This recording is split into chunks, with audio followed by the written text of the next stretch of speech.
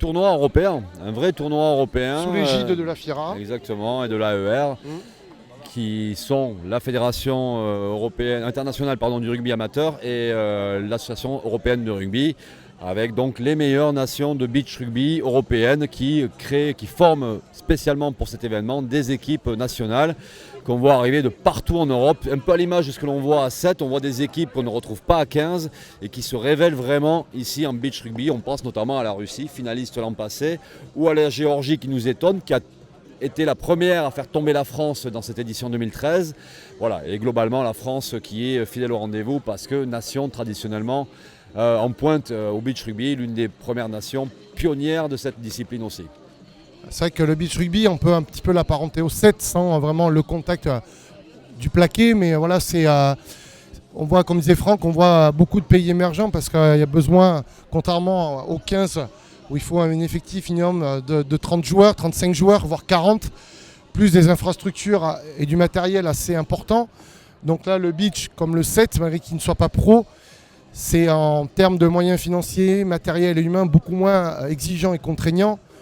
Et c'est vrai qu'on voit le Kenya qui explose sur l'IRB Sevens, sur le circuit mondial. Il y a des équipes africaines. Il y a la Moldavie qui nous arrive cette année. Qui pouvait penser que la Moldavie jouerait au beach rugby. Donc voilà, c'est pays fantastiques. Et sur le 7, on le voit même, il y a des championnats du monde universitaire l'année dernière qu'on lui abrive en France, avec des pays complètement exotiques comme le Brésil, comme il y avait le Liban, les Philippines. Voilà, donc c'est des disciplines il faut du temps en France. On est très bon pour rattraper le retard, mais on est très long pour s'en sortir. On attend toujours de voir si c'est meilleur chez les voisins. Mais c'est vraiment des disciplines qui vont être amenées à se développer, notamment le 7 avec la France, mais c'est se qualifier aux Jeux Olympiques au Brésil en 2016, où là, ça sera vraiment le grand tournant, Franck. Ben complètement. Le rugby devient olympique.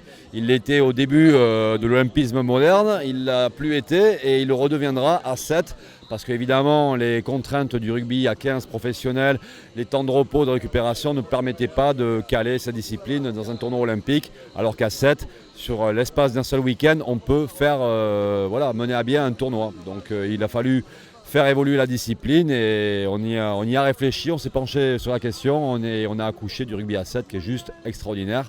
On se régale, il y a des super ambiances de feu, il suffit d'aller faire un tour à Hong Kong ou même sur la Gold Coast ou même à Dubaï pour voir comment ça se passe. C'est la fête en permanence et on retrouve un petit peu de ça sur le beach rugby ici en Angleterre. C'est l'été, il fait chaud, tout le monde est dénudé. Il y a des belles filles, il y a des beaux garçons, tout le monde se rince l'œil, on se regarde et on passe un bon moment. Et surtout, il y a un concentré de rugby en très peu d'espace. Et c'est vraiment à la portée de tout le monde. Voilà. Donc c'est vraiment la meilleure façon, à mon sens, de rendre le rugby accessible au plus grand nombre, surtout en cette période-là, estivale, quand les touristes sont là, qui pour la plupart découvrent le beach rugby et à mon avis s'en émerveillent.